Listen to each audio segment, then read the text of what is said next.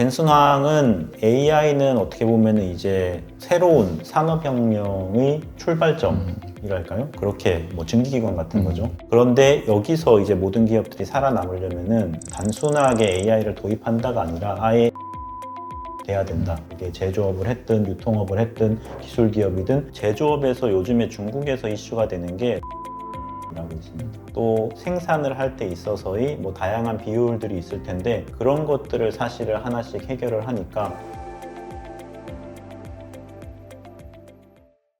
안녕하세요. 미쓰리리 조정연 대표입니다. 오늘은 저희 회사 CTO이신 김성원님과 함께 나왔습니다. 안녕하세요. 미쓰리 CTO 김상원입니다. 오늘은 AI 진화에 대해서 조금 여쭤보고 싶은데요. AI가 이제 어디로 가고 있는가, 이제 산업 전반이 급격하게 변화를 하고 있고, 이런 상황에 대해서 좀 흥미롭게 보시는 부분이 어디가 있을지 좀 생각하시는 게 있을까요? 네, 저는 이런 AI 산업의 진화가 두 가지 방향으로 이루어지고 있다고 보는데, 첫 번째로는 이제 대규모 인공지능을 만들어서 또 파운데이션 AI라는 키워드를 많이 쓰기도 하죠. 이걸 통해서 좀 슈퍼 인텔리전스 아니면 범용 인공지능을 지향하는 방향으로 가는 축이 하나가 있고, 또 동시에 물론 연관이 되겠지만은 이제 휴머노이드나 로봇이나 뭐 드론 이런 것들을 통해서 실제로 우리가 사는 리얼 월드에 AI를 투입하고 현실의 문제점들을 해결해 나가고 대응하는 그러한 피지컬 AI 키워드가 하나 있는 것 같습니다. 그러면 최근 실리콘밸리 AI 기업들이 좀 어떤 방향으로 움직이고 있다고 생각하십니까? 첫 번째로 얘기한 범용 인공지능, 뭐 슈퍼 인텔리전스를 만들겠다라고 하는 파운데이션 모델 지향하는 기업들은 대표적으로 뭐 구글이나 오픈 AI 이런 것들이 있는 것 같고, 또 동시에 피지컬 AI 분야에서는 또 잘 알려진 테슬라의 옵티머스 휴머노이드나 아니면은 뭐 최근에 등장한 이제 피규어 AI 같은 신생 스타트업들이 AI를 로봇에 이식해서 무언가 사람을 대체할 수 있는 수준의 휴머노이드를 만들고 있죠. 그런 형태로 움직이는 게 이러한 앞서 나가는 실리콘밸리 기업들이 특징인 것 같습니다. 그러면은 제가 궁금한 게 글로벌 빅테크라고 하죠. 이런 회사들이 뭐 예를 들어서 오픈 AI, 엔트로픽, 뭐 구글, 딥마인드 이런 회사들이 있을 텐데, 이러한 회사들이 가진 전략에서 좀 인상 깊은 포인트가 좀 기술적인 부분에서 있었다면 어떤 게 있을지? 저는 이런 부분에서는 이제 한마디로 말하자면 수직 통합이라고 조금 말씀을 드리고 싶은데요. 오픈 AI, 엔트로픽, 구글 딥마인드 이런 회사들이 이제 각자의 전문 분야들이 있지 않습니까? 그래서 뭐 검색이든 아니면 모델 자체가 뛰어나든 아니면 이런 플랫폼들에 AI를 접목시켜서 최대한 빠르게 사용자들에게 접목시킬 수 있는 이런 플랫폼을 제공하는 쪽으로 진화하고 있는 것 같습니다. 어떻게 보면 이러한 단순한 모델을 개발하는 거에서 플랫폼, 인프라, 그리고 하나의 생태계를 만드는 트렌드가 되잖아요. 여기에서는 좀 이런 방향을 어떻게 좀 해석을 하시는지. 단적으로 말해서 결국에는 이제 모델이 전부가 아니다 라는 페이지로 넘어왔다고 저는 좀 생각이 되고요. 결국에는 각자의 역할에서 모델들을 어떻게 연결시킬 수 있는가가 결국 핵심으로 왔다고 생각을 합니다. 저도 그 부분에서 동일하게 공감대를 가지고 있고요. 조금 더 나아가서는 어떻게 보면 자연스러운 현상인 것 같습니다. 왜냐하면 실제로 저도 AI를 공부하고 뭐 전공을 했지만은 모델의 실험실 환경에서는 집중이 되죠. 뭐 모델이 잘 돌아가려면은 뭐 데이터를 뭐 많이 넣어야 되고 학습을 잘 해야 되고 모델 알고리즘도 특정한 문제를 해결하는 데 집중해서 개발이 돼야 된다. 쉽게 말해서 뭐 이런 형태인데, 사실은 여기서 만들어진 모델을 가지고 이런 현실의 문제가 해결되지는 않거든요. 그러니까 실제로 이제는 AI가 실험실에서 벗어나서 현장에 투입이 되고 실제 사회나 기업이나 국가의 문제를 해결하는데 이제 많이 쓰이다 보니까 저희도 느끼지 않습니까? 산업 현장에 AI를 서비스하면서. 그런 것처럼 AI를 제공을 하려면은 단순히 내가 AI 알고리즘을 잘 개발한다, 나는 뭐 데이터가 많다, 이런 단편적인 걸로는 해결이 안 되고 결국은 AI 모델, 플랫폼, 인프라, 그리고 하나의 생태계를 만들어야지 빅테크들이나 앞으로의 AI 방향이 지향하는 AI를 활용한 기업이나 아니면 산업의 혁신이 일어날 수 있는 환경에 갖춰지는 것 같습니다. 그래서 이런 움직임이 많이 이제 부각되는 것 같아요.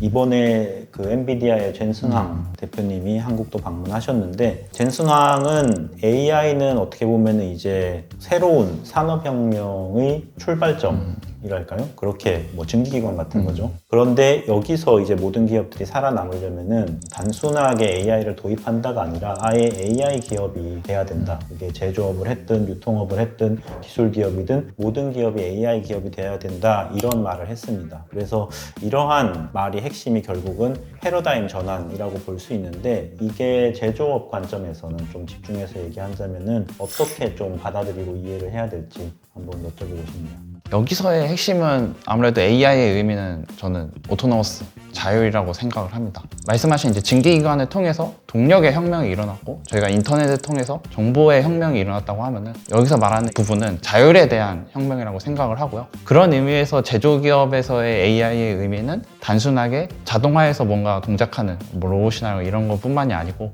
우리가 어떤 목표를 지정을 하면은 그 목표를 달성하기 위해서 스스로 피드백을 통해서 그 공정을 스스로 만들어내서 진행할 수 있는 이런 수준이라고 생각을 합니다. 물론 지금 제조 기업들도 뭐 디지털 트윈이나 이런 것들을 통해서 수요 예측이나 뭐 공정의 자동화라든가 이런 건 하고 있는데요. 만약에 여기에 자율의 개념이 들어가게 된다면은 더더욱 혁신이 들어갈 수 있을 것 같습니다. 혹시 이런 제조 기업의 AI화에 대해서는 좀 어떻게 생각하시나요? 저는 좀 확실한 생각을 가지고 있는 게 AI가 기술 기업들, 첨단 기업들에서 좀 맞다고 다들 인식이 있잖아요. 그렇지만은 사실은 저희도 이제 사업을 하면서 경험을 해보지만 AI를 접목해서 가장 큰 변화를 만들어낼 수 있고 가장 큰 효율과 혁신을 이뤄낼 수 있는 게 오히려 레거시한 분야에서 그리고 원래는 기술이나 이런 것들이 투입이 되게 어렵고 대부분 다 전통적인 방식, 수작업 방식, 제조업처럼 굉장히 거칠고 데이터나 이런 것들과는 아무래도 좀 멀어질 수밖에 없었던 그러한 사업들이 AI가 접목이 되면은 그 변화나 아니면 얻을 수 있는 효용 가치가 엄청나게 대폭 상승하는 것 같습니다.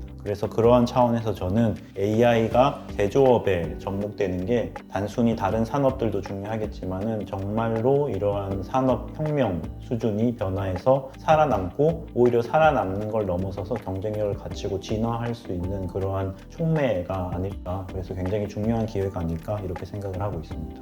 뭐 예를 들자면은 이제 대표적으로 미국과 겨루는 나라가 중국이잖아요. 그래서 중국의 사례를 좀 생각을 해보면은 제조업에서 요즘에 중국에서 이슈가 되는 게 다크 팩토리라고 있습니다. 무슨 말이냐면은 공장인데 불이 다 꺼진 어두운 공장이죠. 왜 어두운 공장이냐? 사람이 일할 필요가 없으니까요. 로봇이 동작하고 모든 데이터가 수집이 되고 AI가 자율적으로 생산을 하는 그러한 의사결정도 내리고 그러한 공장인데 그렇게 되면은 생산 효율이나 아니면 뭐 불량을 탐지하거나 그리고 뭐 거기에 따른 빠른 대응을 하거나 이런 것도 굉장히 효율성이 있게 되고 또 제조업에서 가장 큰 비용을 차지하는 것 중에 하나가 인건비일 수도 있을 거고 또 생산을 할 때 있어서의 뭐 다양한 비효율들이 있을 텐데 그런 것들을 사실을 하나씩 해결을 하니까 실제로 제품을 만들어 나가는 데 있어서 확실히 실체가 있는 제품이니까 수요도 높고 고객들이 평가도 높아지고 동시에 마진도 굉장히 개선이 되고 그래서 약간 쉽게 말하자면은 제조업이 이제는 약간 사양 산업으로 되고 있는 게 저는 뭐 모든 데 정답은 아니겠지만은 효율성과 마진이라고 생각합니다. 서비스에 대비해서 서비스는 마진도 높고 많은 영업이익을 낼 수 있는데 제조업은 사람들이 살아가는 데는 꼭 필요하지만은 이제는 워낙 경쟁이 치열하고 비효율이 개선이 될 가능성이 없었다 보니까 남길 수 있는 돈이 적죠. 근데 그러한 산업에서 AI가 들어가서 뭐 10,000원을 버는데 예전에는 1,000원도 못 남기다가 갑자기 한 4,000~5,000원 남기는 서비스업 수준이 그런 이익률을 달성한다. 그러면은 이 산업은 다시 한번 볼 수 있는 산업인 것 같습니다. 그러한 차원이기 때문에 AI가 특히나 제조업에서 관심을 많이 받고 부각되고 있는 이유가 아닐까 이렇게 좀 생각하고 있습니다. 아무래도 우리나라도 물론 이제 잘 운영하고 있는 공장들은 데이터를 잘 수집하고 있지만 지금 저희가 서비스하고 있는 공장들도 사실은 부족한 부분이 있지 않습니까? 그렇죠.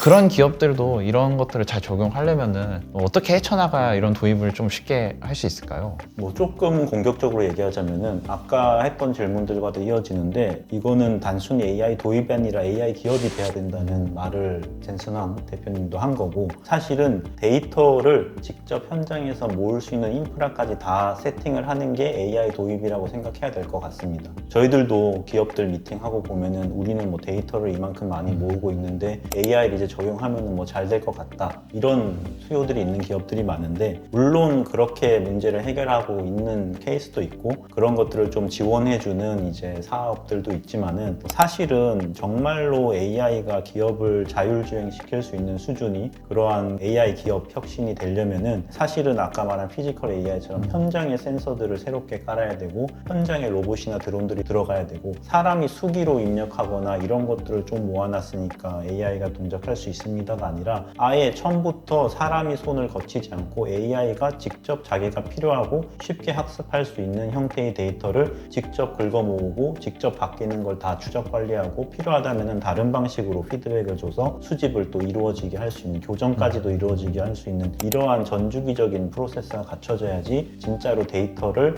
AI가 본격적으로 활용할 수 있게 모은다라는 측면이죠. 저희도 그렇게 하고 있잖아요. 맞습니다. 안전 문제를 해결하는 것에 있어서는 그런 형태로 인프라부터 단순히 AI를 그냥 가져와서 쓰겠다는 차원으로 간략하게 생각하면 안 되고, 진짜로 인프라부터 현장까지 그리고 AI 모든 분야에서 뜯어 고쳐야 된다, 이러한 수준이 의지를 가지고 접근해야지 제조기업이 그런 혁신이 일어날 것 같습니다.